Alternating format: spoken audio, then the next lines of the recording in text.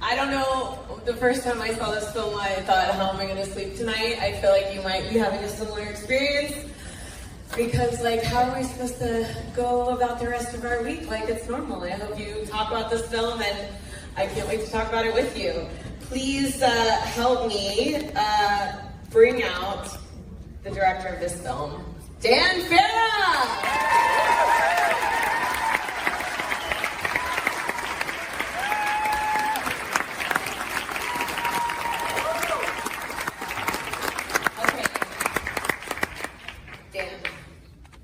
This is unprecedented. Yeah, let's do it. But first, before we bring some value, just some folks I just want to thank. Yes. Starting with you and South by Southwest.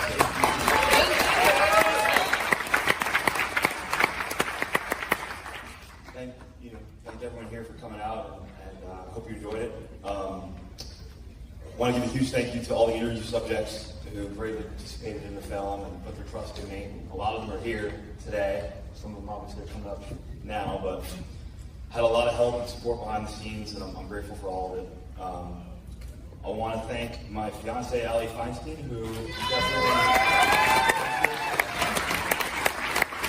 beyond supportive and understanding what consumed our lives for 2.5 years going down the UAP rabbit hole. And I want to thank Born Ready Films, Sheriff Sender Office here. She's one of the EPs. And her partner, Aaron McDonald, super supportive from the very beginning.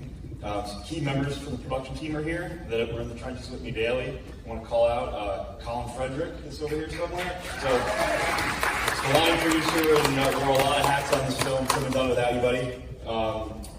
Vincent Wren, our amazing cinematographer, is here. A composer, did an amazing job. He's over here somewhere. My brother Andrew Farah is also an EP on this journey with us. Now, I'd like to invite some of the interview subjects that are here with us. Let's see, I have a list here. So, start with Brett Federson, former director of aviation security on the White House National Security Council. Commander David Frater, former Navy fighter. David Frater. We got Dr. Gary Nolan, Stanford University School of Medicine, who was advisor of the CIA, ATIP, and the European Task Force on biological effects. Jay Stratton, former director of the European Task Force. Mike Boyle, former NASA official, member of NASA's UAP study team. Lieutenant Ryan Graves. And on behalf of Congress, Congressman Tim Burchett, who's now a member of the House Task Force on the declassification of federal secrets. And Admiral Tim Gallaudet.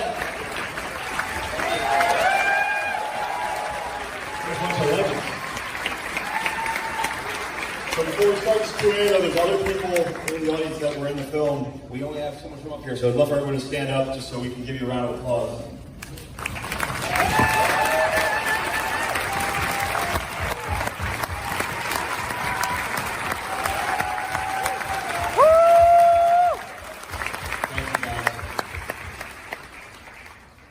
So yeah, before we start, I'm just so grateful that all these guys and everyone here and everyone who couldn't be here put their trust in me and are comfortable doing this and bringing this information out to the public.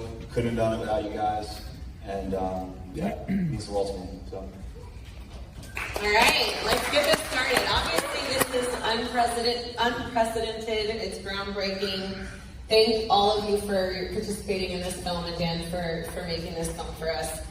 This is obviously something that we could talk about for hours and hours, about all the things that you learned through the process of making the film. But now that it's been shown for the first time, what do you feel like is the most surprising realization for you?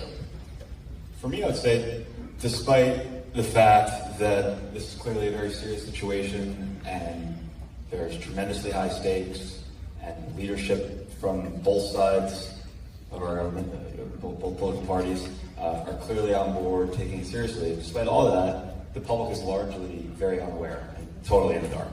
And so my hope is that this film changes that, or at least starts the process of changing that. And yeah, that's the most surprising thing for me. When you meet very aware people who follow the news, are well read, and they're clueless to all of this. So I'd like to hope that the film will change that. I think it will also, it just did such good disinformation. I want to see like part 2, 3, 4 as things start to get disclosed.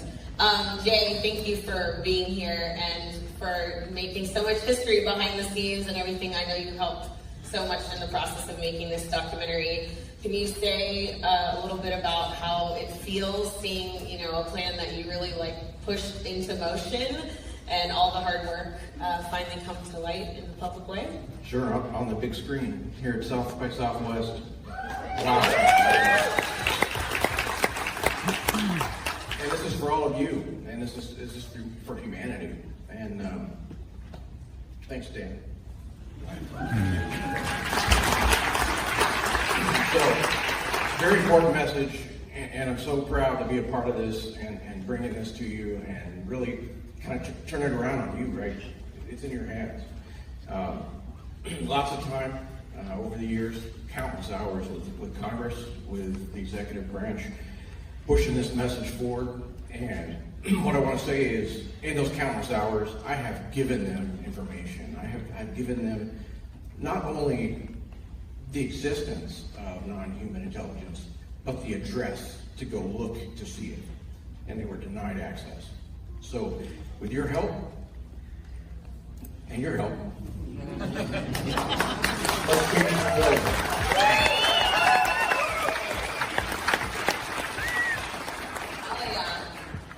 Commander Fravor, you are, I think, the only Navy fighter pilot that I know about who seems super chill and calm, like chasing a UFO. When you were chasing them, being that calm, what is the thing that makes you feel like the most worried about this topic? Well, I will say, you know, it's 20 years ago. We didn't have the technology then. We don't have it now. We're not going to have it 10 to 20 years from now. So that's disheartening right now. What's the worst fear is that if an adversary gets it, North Korea, China, Russia before us, because it is so game-changing and it'll basically take everything that we have today and make it obsolete. Terrifying. We're not ready. Congressman Burchett. Burchett? All right, thank you. Thank you for correcting me. Obviously, yes. Oh yes, we're so happy that you're here. Clearly, this topic, like we've said, is a bipartisan one. Do you feel like that should help us to feel maybe a little bit optimistic about what you and your colleagues in Congress can do and that you might be successful? Sure, but I don't trust anybody, so. Very Texas. I'm the reason we had the committee, the hearing in the House. I raised hell, and I was told I was going to be chairman after, I think, 18 hours before, and then all of a sudden I wasn't chairman. You never see me sitting in the chairman's thing, so there's a lot of things that work in all this. And it has nothing to do with party loyalty or anything like that. It's greed, power, it's corruption, it's everything that runs from Washington, D.C.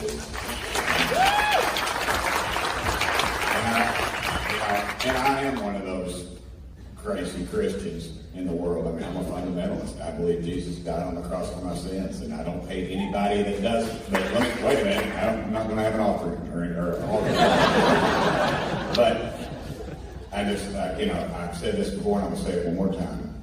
Every night I go out, and I take my dogs out to go to the bathroom. They go at 2 o'clock in the morning. They won't go like everybody else.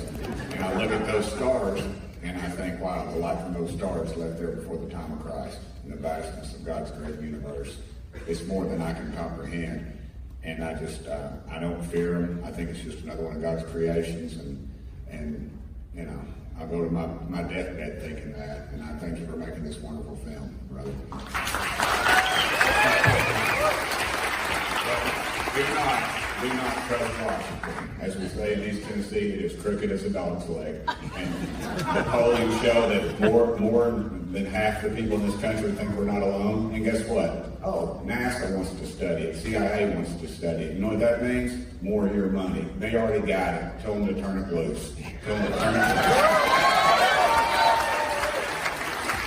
Oh yeah, I'm so excited. For Brett Feddersen, I'm gonna have to read this. You were the head of aviation security on the White House National Security Council, and you represented the Federal Aviation Administration on the government's UAP task force. Do you feel like we are currently underestimating the safety of the flight issues that are talked about in this, and like what is actually gonna, the issues for the nation's air safety around this topic? Yeah, absolutely we are.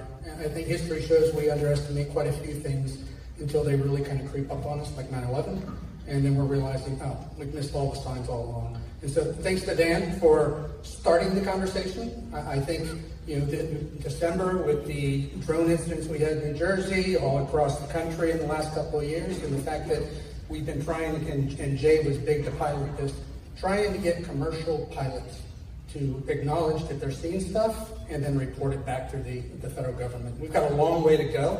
We're still having problems with just identifying drones, but UAP should absolutely be part of that. DHS came out a long time ago with see something, say something, so if there's anything else I can say about underestimating it, it's in your hands. So if you see something or you know somebody that has it, don't be afraid. It's hard to identify things, but let the professionals take it, but make sure you pass it along. And we definitely need to have the government be more transparent in that ability. Now, one of the things when I watched this, the idea that they don't use radar anymore was like, wait, what? Like, so many things in this film.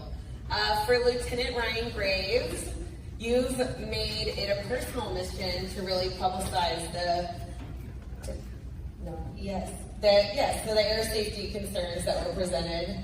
Can you talk about what you think needs to happen to actually make progress in that? Yeah, absolutely. I've been working on this issue both with commercial pilots and military pilots since I got out. I learned in 2017 when the New York Times article came out that we saw mentioned here. I saw that as a cry for help, that there weren't the proper procedures and line of access to be able to resolve this issue, and I took it upon myself to provide a resource for pilots and others to report to.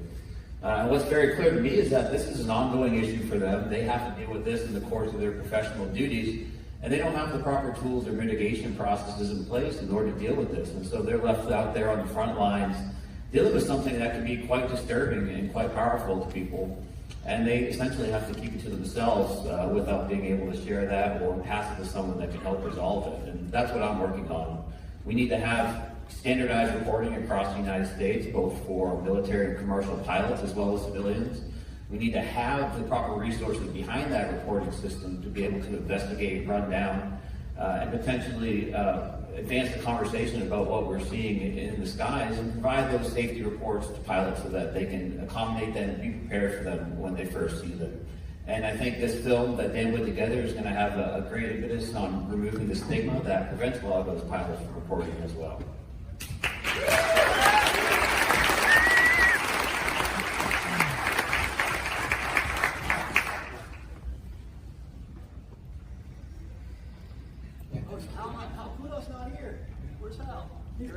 He's there, come out! I was like, wait a second, I don't think he's here.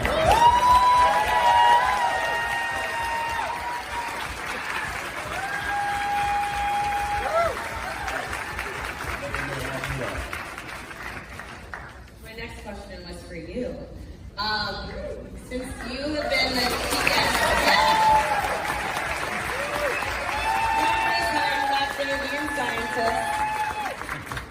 scientist, yes, we're so glad that you're here. Okay, as a chief scientist at ATIP, I know you know better than anybody the breakthrough technology could be used for good or bad. And when we talked about the energy source of UAP and how it could be clean energy, but also weapons of mass destruction, you said that you would put your vote for making a humanitarian issue and opening it up to the world. Do you think that humanity can handle that responsibility? I think so. I think, you know, behind the scenes, when each of us are asked to be part of, say, a podcast or something, we all sort of shrank from it because, you know, there'd just be too much chatter about what we did. The brilliance of what Dan Farah did was to quietly go behind the scenes, talk to 34 people, and say, okay, if you all come out at the same time, then you won't have that stigma associated. And so that made a great step forward. So given this kind of you know, general introduction to the topic, I think that the scientists in the crowd, like Eric and me and so on, it opens up the opportunity that we can get more scientific collaboration. And so, you know, part of, you know, what I've done recently is, you know, go before NSF and Senator Rounds and so on, and talk about opening up exploration and scientific investigation to try to come ahead. But we needed to have a more open tapestry, you know, in the public. And so that's what I think Dan Farah did for us. So I really appreciate it.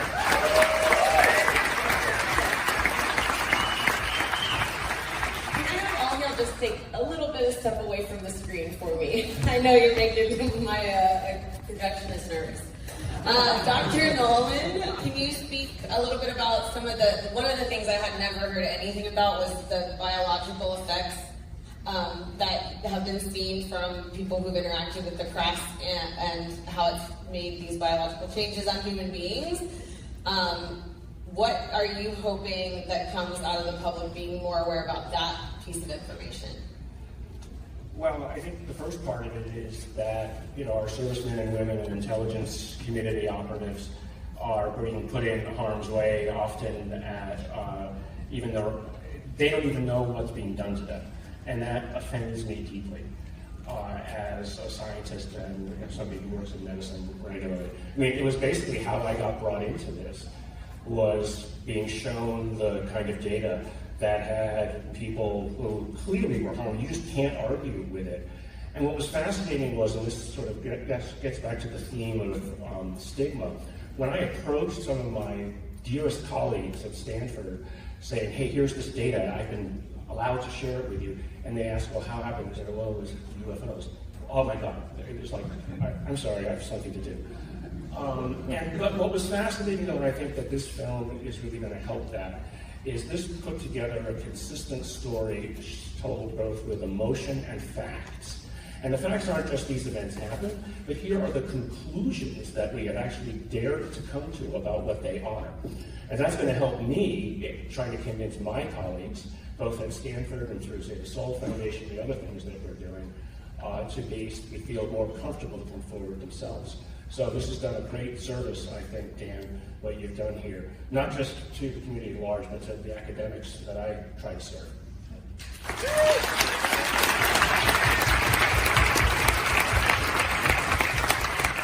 Okay, for Michael, can you talk a little bit about the stigma and around everything UAP and how that's created such a big hurdle for our country most specifically, and why it's important that this is the moment to address that? Sure. When I was on NASA's UAP independent study team, we had a number of academics. And just for participating in the UAP independent study team, these academics had their careers threatened, not even for saying that UAP was real, but just for having the temerity of even looking at the topic. How can you conduct science under those conditions, where there's such bias and such prejudice? And that's why we need the power of film. What Dan has done, and the heroes of this stage have enabled, is to create a documentary, the power of film is South by Southwest, putting it forward to push back on that stigma, to acknowledge the reality. We look at the power of an inconvenient truth, of what that documentary did. Well, here's a really inconvenient truth. And thanks to Dan, we're pushing back. But let this film be a call to action. As Jay was saying, let this be a catalyst now for all of you to call your members of Congress, demand transparency, demand accountability, and demand the truth on UAP.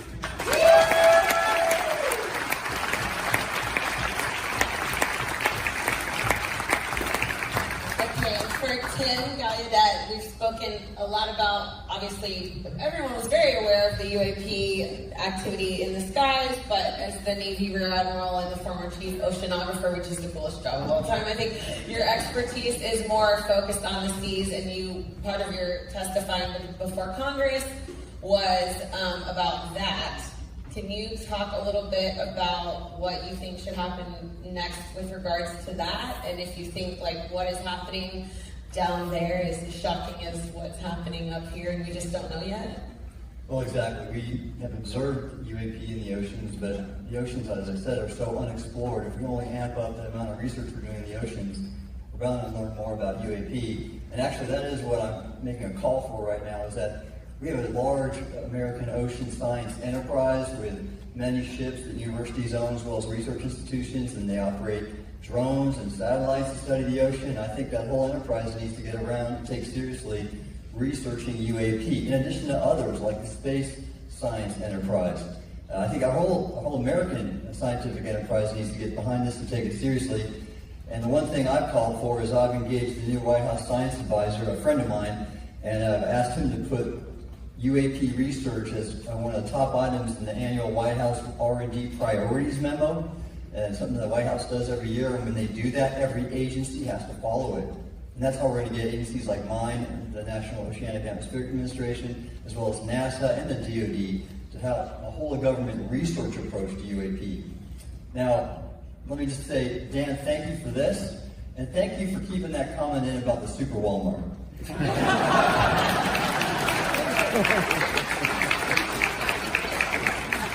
love that. Dan, I'm going to pass it back to you to wrap us up. What do you want to leave us with on this one? Well, one positive report. I've been told by a few leaders in the current administration that the age of disclosure is playing a key role in their own efforts internally to disclose the truth. So I think we can expect the film, when it's released publicly, to be part of a bigger picture of disclosure. So I want to thank you all just for being such a great first audience. If you guys enjoyed it, please go out and tell your friends and family about the documentary. Spread the word on social media. If you feel inclined, please get on Rotten Tomatoes and give us a good review. And before we leave too, there's some people that were really key to this that couldn't be here, that tried to be. I just want to drop a few names. Secretary Rubio was unbelievable and supportive behind the scenes. Senator Rounds, Senator Gillibrand, Lou Elizondo couldn't be here tonight. All these people helped a lot to make this happen. And everybody up here really went above and beyond, not just doing interviews, but helping me behind the scenes, guiding me, giving me the right introductions, and validating me. Jay Stratton, good man. So, thank you all. Tell all your friends. Tell all your friends. Yeah.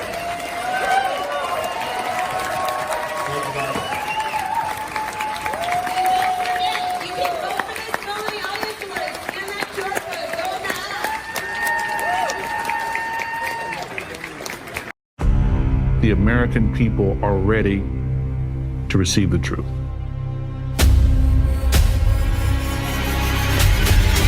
Humanity is not the only intelligence in the universe. Humanity is not the only intelligent species. We are absolutely not alone. Non-human intelligence exists. UAPs are real, they're here, and they're not human. I spent 25 years as a senior official with the CIA. I've worked on highly classified UAP programs. 28 years as an astrophysicist. I served as the 4th Director of National Intelligence. Director of Aviation Security in the National Security Council. The 1-star admiral after 32 years of service. People that come forward with this, I feel like they've taken their life in their own hands. I was recruited to a highly sensitive government program that investigated unidentified aerial phenomenon. For over 16 years, on behalf of the U.S. government, I worked as a senior intelligence official on the unidentified aerial phenomenon topic. We learned that the U.S. government was involved in a long-running secret war with other nations to collect and reverse engineer vehicles not made by humans. I have seen with my own eyes non-human craft and non-human beings. So look at that thing. It's rotating. There's a whole fleet of them. The first country that cracks the code on this technology will be the leader for years to come. China has established its own version of a UAP task force. You think for a second that they wouldn't consider using it to achieve their ends of domination? This is similar to the Manhattan Project. This is the atomic weapon on steroids. This is so secret. Very, very few people in our entire government have been allowed access to it.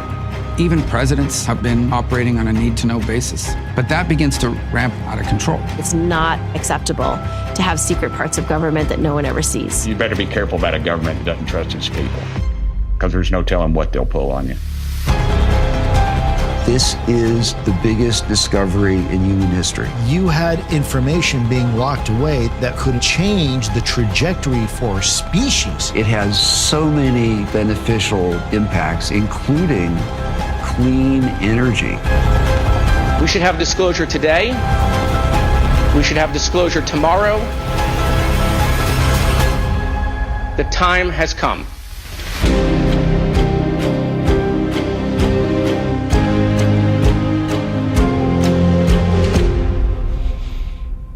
What else you want to know?